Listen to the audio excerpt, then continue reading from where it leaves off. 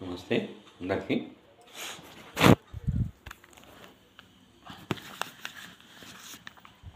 భక్తి యోగం బై స్వామి వివేకానంద. ఇందులో ఇప్పుడు గురువు ఆవశ్యకత. ప్రతి జీవి పరిపూర్ణత కాంచడం విధాయకం. తుదకు ప్రతి ప్రాణి పరిపూర్ణత పొందుతుంది. మన వర్తమాన స్థితి మన పూర్వ కర్మల, మన పూర్వాలోచనల ఫలితం. ఇలాగే మన భావి స్థితి ప్రస్తుత కర్మలకు, భావాలకు ఫలితం. కానీ ఇలా మన భావి స్థితిని నిర్మించుకోవటం మనలను పరుల సాయం పొందనివ్వక అడ్డదు. అంతేకాదు, అనేకులకు అలాంటి సాయం అవశ్యం కావలసి ఉంది.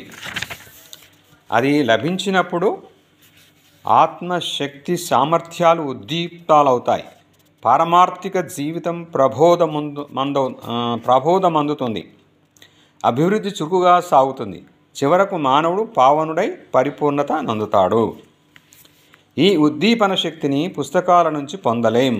ఆత్మ మరొక ఆత్మ వలననే ప్రేరణ పొందుతుంది. వేరే మార్గం అసాధ్యం. యావజ్జీవం గ్రంథ పఠనం చేసిన మహామేధావులమైన చివరకు మనం ఆవగించంత కూడా ఆత్మ వికాసం పొందలేదని మనకే తెలుస్తుంది. ధీ వికాసం వెంబడే దానికి అనురూపమైన ఆధ్యాత్మికోన్నతి లభిస్తుందనుకోవటం సత్యదూరం. గ్రంథ పఠనంలో మనం పారమార్థిక సహాయం పొందుతున్నామని ఒక్కొక్కప్పుడు భ్రమిస్తుంటాం.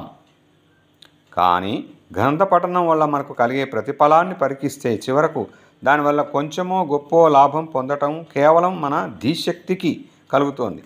కానీ అంతరాత్మకు కలగటం లేదని మనకు వెల్లడి అవుతుంది. ఆధ్యాత్మిక విషయాలను గురించి దాదాపుగా ప్రతి వ్యక్తి అత్యద్భుతంగా మాట్లాడగలుగుతాడు. అనుష్ఠానికి కానీ నిజమైన పారమార్థిక ఆచరణకు వచ్చేసరికి ఎంత శోచనీయంగా వెనకబడి ఉంటామో అంత ఎరగనిది కాదు. ఈ వ్యత్యాసానికి కారణం గ్రంథ పఠనం ఆత్మ వికాసాన్ని పెంపొందింప చేయకపోవడమే అని చెబుతాను. ఆత్మజ్యోతిని ఉద్దీప్తం చేయాలంటే తగిన ప్రేరణ శక్తి మరొక ఆత్మ నుంచి ప్రసరించి తీరాలి. ఇలాంటి ప్రేరణ శక్తి ఎవరిలో నుంచి ప్రసరిస్తుందో అతడే గురువు. దాన్ని గ్రహించేవాడే శిష్యుడు. ఇలా ఎవరైనా ప్రేరేపించడానికి గురువు శక్తిని సంక్రమింప చేయగలవాడుగా ఉండాలనటం మొదటి విషయం. రెండవది, దాన్ని గ్రహించే వ్యక్తి అందుకు అర్హుడై ఉండాలి. బీజం సజీవమై ఉండాలి. క్షేత్రం సాగు చేయబడి సిద్ధంగా ఉండాలి. ఇవి రెండూ చేకూరితే పారమార్థిక చింత అనే సస్యం అత్యద్భుతంగా ఫలిస్తుంది. అక్షర్యో వక్త కుశలోస్య లబ్ధ. నిజమైన ధర్మ ప్రబోధకుడు ఆశ్చర్యకర శక్తులు కలిగి ఉండాలి. శ్రోత కూడా కుశలుడు లభించాలి. ఇలా ఇద్దరు అద్భుత వ్యక్తులై అసాధారణులైనప్పుడు మాత్రమే దివ్యమైన ఆత్మ ప్రబోధం సహకరిస్తుంది. ఇలాంటి వారే నిజమైన ఆచార్యులు, నిజమైన శిష్యులు, నిజమైన జిజ్ఞాసువులు. ఇతరులందరికీ ఆధ్యాత్మిక అనేది వట్టి వినోదం, ఆట. వారిలో ప్రబోధం పొందేది రవ్వంత కుతూహలం, ప్రజ్వలించేది రవ్వంత వైజ్ఞానిక పిపాస. వారిని ఆధ్యాత్మిక క్షేత్రంలో ప్రథమ స్థాయి అంచున నిలబడినట్లుగా చెప్పాలి. అయినా ఇది కొంత ప్రయోజనకరమే. ఎందుకంటే కాలక్రమాన ఇది నిజమైన పారమార్థిక జిజ్ఞాస అనే దాహాన్ని జనింప చేయవచ్చు. అంతేకాక క్షేత్రం సంసిద్ధమవగానే బీజం వచ్చి పడి తీరుతుంది. ఇది మనకు అగోచరమైన ప్రకృతి శాసనం. అంతరంగంలో నిజమైన జిజ్ఞాస జనించగానే అలాంటి వ్యక్తికి తోడ్పడటానికై జ్ఞానప్రదాత అయిన గురువు కనిపించి తీరుతాడు. తాత్విక తేజాన్ని ఆకర్షించుకునే శక్తి శిష్యుడిలో దృఢమై పరిపూర్ణతను అందగానే దాన్ని సఫలీకృతం చేసే శక్తి క్రమంగా లభించి తీరుతుంది. కానీ భక్తి మార్గాన కొన్ని గొప్ప ప్రమాదాలు ఉన్నాయి. ఆచార్యుడి వల్ల తత్వాన్ని గ్రహించే శిష్యుడు తాత్కాలిక భావవేషాన్ని నిజమైన జిజ్ఞాసగా భ్రమించవచ్చు. మన జీవితాల్లోనే దాన్ని మనం గమనించవచ్చు. మనం ప్రేమించిన వ్యక్తి ఒకడు మరణించడం ఎన్నోసార్లు తటస్థిస్తుంది. మన గుండె పగులుతుంది. సమస్తం నశించిపోతుంది అని మనకు తోస్తుంది. అంతకంటే నిత్యము ఉన్నతము అయినది ఏదైనా కావాలనిపిస్తుంది. ఇక మనం పారమార్థిక ఆసక్తులం కావాలని భావిస్తాం. కొన్ని రోజులు గడవగానే ఆ శ్మశాన వైరాగ్య తరంగం సమసిపోతుంది. ఎక్కడ వేసిన గొంగలి అక్కడే ఉన్నట్లు మళ్ళా పూర్వస్థితి సంప్రాప్తమవుతుంది. ఇలాంటి క్షణిక భావావేశమే పారమార్థిక జిజ్ఞాసగా మనమంతా తరచు భ్రమపడుతుంటాం. కానీ ఇలా భ్రమపడుతున్నంత వరకు యథార్థం నిరంతరమైన పారమార్థిక పిపాస కలగదు. అలాంటి ప్రబోధమునరించే నిజమైన ఆచార్యుడు లభించడు. కాబట్టి మన సత్యాన్వేషణ అంతా నిష్ప్రయోజనమైనదని వాపోవడం, బుద్ధి మారినప్పుడల్లా అలా వాపోవడానికి మారు ఆత్మపరీక్ష చేసుకొని మనకు నిజమైన జిజ్ఞాస ఉందా లేదా అని విచారించడం మన ప్రథమ కర్తవ్యం. అలా చేసినట్లయితే 100కి 90 పాళ్ళు తత్వజ్ఞానానికి మనకు ఇంకా అర్హత కలగలేదని, మన జిజ్ఞాస నిజమైనది కాదని వెల్లడవుతుంది. తత్వోపదేశం చేసే గురువు విషయంలో ఇంతకంటే గొప్ప ప్రమాదాలున్నాయి. స్వయంగా అజ్ఞాన పంక నిమగ్నమై ఉండి గర్వాతిరేకంతో సర్వజ్ఞులమని విర్రవీగుతూ అంతటితో ఆగక పరులను తరింపచేయడానికై తమ భుజాలను అందివ్వడానికి వెనుతీయక కానన్నవారికి నాయకులై చివరికి వారు వీరు కలిసి గోతులో పడుతుంటారు. అవిద్యాయామంతరే వర్తమానాః స్వయం ధీరాః పండితం మన్యమానాః జంఘన్యమానాః పర్యంతి మూఢా అంధేనైవ నీయమానా యథాంతా. మూఢులు అజ్ఞానందకారంలో కొట్టుమిట్టాడుతూ మాకంటే ధీరులు లేరని విర్రవీగుతూ పండితులుగా భావిస్తూ గుడ్డివారి చేత నడపబడే గుడ్డివారి మాదిరి తొట్టుపాటు చెందుతూ పరిభ్రమిస్తుంటారు. ప్రపంచం ఇలాంటి డాంబికలతో నిండి ఉంది. ప్రతి వ్యక్తికి తాను ఆచార్యుని కావాలని తహ, ప్రతి యాచకుడికి తాను 10 లక్షలు దానం చేయాలని ఆవేదన. ఈ యాచకుల మాదిరి ఈ ఆచార్యులు నిజానికి హాస్యాస్పదులే. ఇప్పుడు గురు శిష్యుల లక్షణాలు. ఇక గురువును గుర్తించడం ఎలా? స్వయం జ్యోతి అయిన దినకరుణ్ణి చూపడానికి కాగడా తేనక్కర్లేదు. సూర్యుడు ఉదయించగానే సహజంగానే మనకు తెలియవస్తుంది. ఇలాగే ప్రబోధకుడైన ఆచార్యుడు మనకు సాయం యతించగానే తత్తజ్యోతి తన మీద కాంతులను ప్రసరించ మొదలు పెట్టిందని ఆత్మకు సహజంగానే తెలుస్తుంది. సత్యం స్వతః ప్రమాణం. సత్యాన్ని నిరూపించడానికి మరొక ప్రమాణం అక్కర్లేదు. అది స్వయం జ్యోతి. సత్య తేజం మన హృదయాంతరాలలోన కూడా ప్రవేశిస్తుంది. దాని ముందు లోకమంతా అంజలి ఘటించి ఇదే సత్యం అని వాక్కానిస్తుంది. ఎవరి సత్యనిష్ట జ్ఞానతేజము భానుదీప్తితో వెలుగొందుతుందో అలాంటి ఆచార్య వరేణ్యులే లోకంలో మహిమాన్వితులు. మానవ కోటిలో అధిక సంఖ్యాకులు భగవంతుని పూజించినట్లే వారిని పూజిస్తారు. కానీ వీరికంటే ఇంచుక తక్కువ వారి నుంచి మనకు సాయం లభించవచ్చు. పైగా మనకు మార్గదర్శకుడై ప్రబోధం చేసే వ్యక్తి గొప్పతనం సరిగా గ్రహించడానికి తగినంత సహజావలోకన శక్తి మన వద్ద లేదు. కాబట్టి శిష్యుడు మాదిరే గురువును కొన్ని పరీక్షలకు గురి చేసినప్పుడు, కొన్ని నిబంధనలను బట్టి చూసినప్పుడు సంతృప్తికరంగా ఉండాలి. విశుద్ధత, నిజమైన జిజ్ఞాస, ధృతి అనేవి శిష్యుడికి ఉండవలసిన ముఖ్య లక్షణాలు. అపవిత్రుడికి ఎన్నడూ ఆధ్యాత్మికత అలవడదు. ఎవరికైనా పారమార్థిక శీలం పట్టుపడాలంటే మనోవాక్కాయాలలో పరిశుద్ధత కుదరాలి. జిజ్ఞాస విషయమై మనం కోరేది ఏదో అదే మనకు లభిస్తుంది అనేది సనాతన నియమం. మన మనసు నిలిచిన విషయాలే కానీ అన్యమెన్నడూ మనకు సంప్రాప్తం కాదు. నిజానికి పరమార్థానికై పరితపించడం దుర్లభం. పారమార్థిక చింతన సాధారణంగా మనం అనుకునేటంత సులభ సాధ్యం కాదు. ఉపన్యాస శ్రవణం, తాత్విక గ్రంథ పఠనం ఉన్నంత మాత్రాన్నే హృదయంలో నిజమైన జిజ్ఞాస ఉందని నిశ్చయించడానికి వీలుపడదు. నిజమైన పారమార్థిక పిపాస కలిగే వరకు, విజయం చేకూరే పర్యంతం మనలో ఉన్న పశు ప్రవృత్తితో ఎడతెగని పోరాటం, సడలని యుద్ధం చేయాలి. 1-2 రోజులతో తీరిపోయే పని కాదు ఇది. 1-2 ఏళ్లలో సమాప్తం కాదు. 1-2 జీవిత కాలాలు కూడా ఇందుకు చాలవు. జన్మ శతాలు సైతం ఈ పోరాటాన్ని సాగించవలసి రావచ్చు. విజయం ఒకప్పుడు వెంటనే లభించవచ్చు. కానీ అనంతకాలమైన సరే ఓర్పుతో వేచి ఉండ సంసిద్ధులమై ఉండాలి. ఇలాంటి పూనికతో సాధనకు పూనుకునే శిష్యుడు చివరకు విజయాన్ని, సాక్షాత్కారాన్ని పొంది తీరుతాడు. ఇక గురువు విషయానికి వస్తే అతడు శాస్త్రార్థ తాత్పర్యాలను గ్రహించిన వాడే ఉండాలి. లోకమంతా వేదాలను, బైబిళ్లను, ఖురాన్లను చదువుతుంది. కానీ అవి వారికి వట్టి మాటలు, వాక్వాన్వయాలు, శబ్ద నిష్పత్తులు, శబ్దశాస్త్రాలు, తత్వ శరీరంలోని ఆస్తులు. ఎంతసేపు మితిమీరిన శబ్ద వ్యాఖ్యానాలతో కాలక్షేపం చేస్తూ శబ్దశక్తి చేత విమోహితుడనైన గురువు శృతి హృదయాన్ని జార విరుస్తాడు. శృతి సార జ్ఞానమే నిక్షయంగా గురువు లక్షణం. మహారణ్యాన్ని పోలిన శబ్దజాలంలో చిక్కుకొని మన మనస్సు దారి కానక బాధపడుతుంది.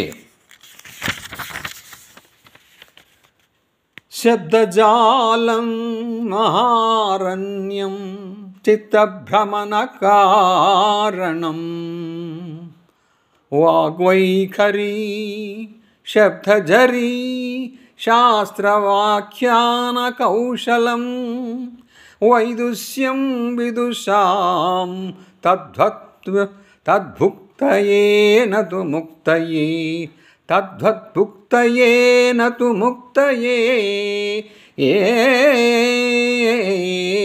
అన్నట్లు శబ్దాల పరస్పరతతో కూర్చే నానా రీతులు, వివిధాలు అయిన వాక్ చాతురీ విధానాలు, శాస్త్ర వ్యాఖ్యాన విధాన వైవిధ్యం ఇవన్నీ వాదాలకు, భుక్తికి ఉపయోగపడతాయి. కానీ ఆత్మ సాక్షాత్కారానికి ఉపయోగపడవు. ఇతరులకు మత ప్రబోధం చేయడానికై ఇలాంటి విధానాలను అవలంబించేవారు లోకం తమను ఇంతటి మహాపండితులు లేరని పొగడడానికై, తమ పాండిత్యం వెల్లడించడానికై ఆదుర్తపడుతూ ఉంటారు. ప్రపంచంలోని ఏ మతాచార్యుడు ఈ వ్యాఖ్యాన ఆడంబరంలోనికి దిగలేదని నువ్వు గుర్తిస్తావు. వలసిన అర్థాన్ని పిండడానికి వారు శాస్త్రవాక్యాలను బాధించ యత్నించలేదు. ఊరక శబ్ద నిష్పత్తులతోనే సర్వకాలాన్ని గడపలేదు. అయినా ఇతరులు ఒక శబ్దాన్ని గైకొని దాని ఉత్పత్తిని గురించి, మొట్టమొదట దాన్ని ఉపయోగించిన వ్యక్తిని గురించి, తరచూ అతడు ఏం తిన్నాడో, ఎంతసేపు నిద్రించాడో మొదలైన గొప్ప సంగతులను గురించి 3 సంపుటాల గ్రంథాన్ని రాస్తుంటే ఈ ఆచార్యులు తమ ఔదార్యం అతిశయించ లోకానికి తత్వాన్ని బోధించి ఉన్నారు. శ్రీరామకృష్ణ భగవానుడు ఒక కథ చెబుతూ ఉండేవాడు. కొందరు ఒక మామిడి తోటలోకి వెళ్ళి ఆకులను, కొమ్మలను, పండ్లను లెక్కిస్తూ, వాటి రంగులను పరిశీలిస్తూ, ఒండొంటి పరిమాణాలను సరిపోలుస్తూ, అతి జాగ్రత్తతో అన్నిటినీ సవిమర్శంగా గుర్తించాగా వాటిలో ప్రతి విషయం గురించి తమ పాండిత్యం అతిశయిల్లా తమకు ఆనందం ఇనుమడింప గొప్ప చర్చ చేశారట. కాని వారిలో ఒకడు ఇతరుల కంటే బుద్ధిమంతైన వాడు వీటిలో వేటిని గాని గణించలేదు. ఆ మామిడి పళ్ళు కోసుకొని తినసాగాడు. అతడే కదా బుద్ధిమంతుడు. కాబట్టి నీ శాఖాపత్ర గణనాలు, లెక్కలు రాసి పెట్టడము ఇతరులకు విడిచిపెట్టు. ఈ విధమైన వ్యాపారానికి ప్రాపంచిక జీవితంలో స్థానం ఉంది, కానీ పారమార్థిక రంగంలో కాదు. ఈ ఆకులను లెక్కించే వారి నుంచి ఆధ్యాత్మిక మహిమాన్వితులు ఎన్నడూ వెలువడింది లేదు. మానవుల మహోన్నతాదర్శము, మహోన్నత వైభవము అయిన పారమార్థికతకు ఇంతకు ప్రయాస పడనక్కరలేదు. మీరు భక్తులు కాదలిస్తే కృష్ణుడు మధురలో జన్మించాడా, రేపెల్లిలో జన్మించాడా, అతడు ఏం చేసేవాడు, లేక గీతా ప్రబోధం చేసిన సరైన తేదీ ఏది, ఈ విషయాలను మీరు ఎంతమాత్రం తెలుసుకోనక్కరలేదు. కానీ భక్తి యోగాన్ని గురించి, కర్మయోగాన్ని గురించి, భగవద్గీతలో చెప్పబడ్డ మనోహర ధర్మాలకై ఆదురత చెందడమే మీకు కావలసిందే. గీతను గురించిన, గీతాకర్తను గురించిన వివరాలన్నీ పండితుల వినోదం కోసం కానీ మనకు కాదు. వారికి కావలసిన ఆ ఆనందం అంతా వారినే పొందనివ్వండి. వారి ప్రజ్ఞావాదాలకు స్వస్తి చెప్పి మనం మామిడి పళ్ళను తిందాం.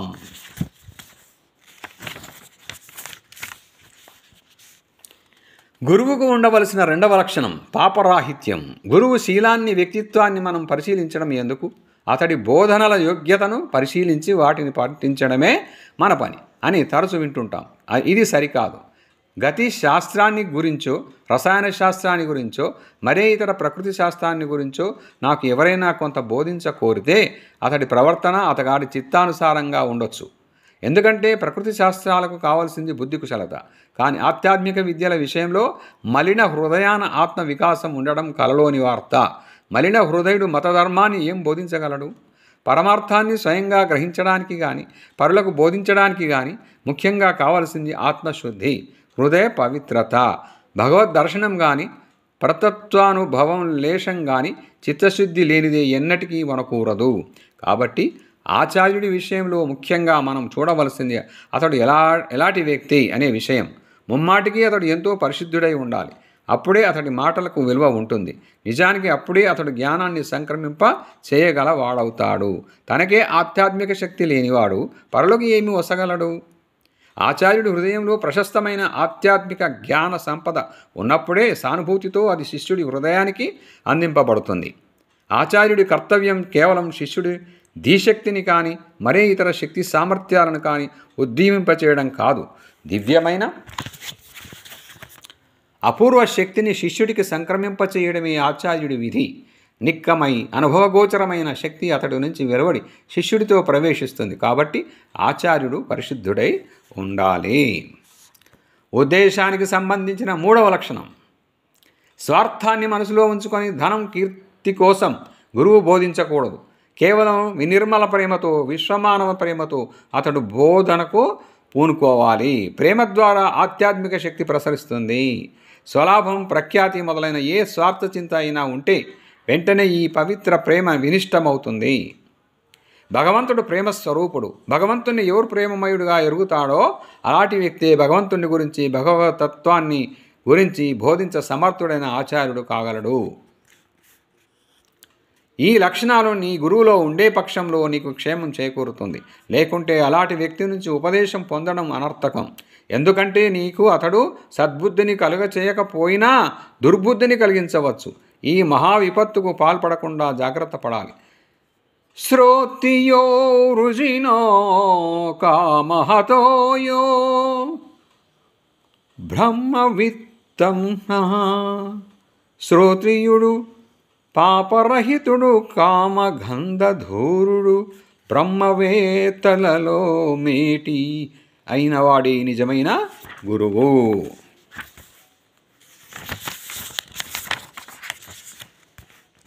పైన పేర్కోబడ్డ విషయాలను అనుసరించి సత్యాన్ని గుర్తించడానికి, ప్రేమించడానికి, మనలో ఐక్యం చేసుకోవడానికి అభ్యాసం చేయడం అనేది మనకు ప్రతి వ్యక్తి వద్ద, ప్రతి స్థలంలోనూ సాధ్యం కాదని సహజంగానే వెల్లడవుతోంది. శిలలో శిలోపదేశము, వాగులలో గ్రంథ పాండిత్యము, అన్నిటిలో మేలు అనేది ఎంతో చక్కని కావ్యాలంకారం అవటం నిజం. అంతే కానీ ఎవరికైనా సరే తత్వబీజాలు అతడి మానసంలో ఉండనిదే తత్వాన్ని అతగాడికెవడూ అనుమాత్రమైనా బోధించలేడు. శిలలు సెలయేళ్ళు ఎవరికి ధర్మాన్ని బోధిస్తాయి? ఎవరి పావన హృదయానంద విందంలో అంతకు మునిపే చైతన్యం ఉరకలు వేస్తుందో అలాంటి వ్యక్తికి ఈ హృదయారవిందాన్ని చక్కగా వికసింపజేసే తేజం యోగ్యుడు, వివేకి అయిన ఆచార్యుడి నుంచే సదా వెలువడుతుంది. హృదయం ఇలా ప్రఫుల్లం కావించబడగానే రాయి నుంచి కానీ, వాగుల నుంచి కానీ, సూర్యచంద్ర తారకల నుంచి కానీ, విష్ణుమయమైన ఈ జగత్తున నిధి నుంచి అయినా సత్వోపదేశం పొందడానికి సమర్థత కలుగుతుంది. కానీ ఇలా వికసించని హృదయానికో రాయి కేవలం రాయిగానే కనిపిస్తుంది, వాగు వాగుగానే కనిపిస్తుంది. చిత్రవస్తు ప్రదర్శనశాలకు గుడ్డివాడు వెళితే అతడికి దానివల్ల ఆవంత అయినా ప్రయోజనం ఉంటుందా? ఉండబోదు. మొదట అతనికి చూపు మనకు చేతనైతే కలిగించాలి. అప్పుడు అతడు ప్రదర్శనశాలలోని వస్తువులు ఏమి బోధిస్తాయో గ్రహించగలుగుతాడు. సాధకుడి కళ్ళు తెరిచేవాడు గురువు. పూర్వపురుషుడితో అతడి వంశస్థుడికి ఉన్న సంబంధమే గురువుతో శిష్యుడికి ఉన్న సంబంధం. గురువు పట్ల మనకు శ్రద్ధ, విధేయత, వినయం, గౌరవం అనేవి లేనిదే మన పారమార్థిక చింత ఎన్నటికీ అభివృద్ధి కాబోదు. అంతేగాక ఎక్కడ ఇలాంటి గురుశిష్య సంబంధం విరాజిల్లుతుంటుందో అక్కడే ఆధ్యాత్మిక మహిమాన్వితులు వెలువడుతున్నారు. ఇక ఇలాంటి సంబంధాన్ని యథావిధిగా కాపాడ శ్రద్ధ పూనని దేశాలలో జరుగుతున్న విషయాలివి. ఆచార్యుడు అక్కడ కేవలం ఉపన్యాసకుడైనాడు. తనకు రావలసిన 10 రూకల మీదే అతడి దృష్టి. శిష్యుడు తన తలను గురువాక్యాలను అద్దెకిస్తున్నాడు. అంతటితో ఎవరు తోవ వారిది. ఇలాంటి పరిస్థితుల్లో ఆత్మపరత సహజంగా అజ్ఞాత వస్తువైపోవడం అబ్బురం కాదు. పరమార్థాన్ని బోధించేవారు లేరు, వినేవారు అంతకన్నా లేరు. ధర్మం ఇలాంటి వ్యక్తుల చేతుల్లో పడి వర్తకం కిందికి దిగింది. డబ్బుతో వీళ్ళు ధర్మాన్ని సముపార్జించగలమనుకుంటారు. దైవము, పరమార్థ తత్వం అంత్య తేలికగా లభించేదిగా ఉండకూడదా? కానీ మన దురదృష్టం అది అంత సులభసాధ్యం కాదు. ఆత్మజ్ఞానం మహోన్నతమైన జ్ఞానం, మహోన్నత వివేకం అది డబ్బుకి లభించేది కాదు. గ్రంథాల నుంచి లభ్యమవనిది. లోకాన దిగ్దిగంతాల మూల మూలల గాలించి చూసిన హిమాలయాలను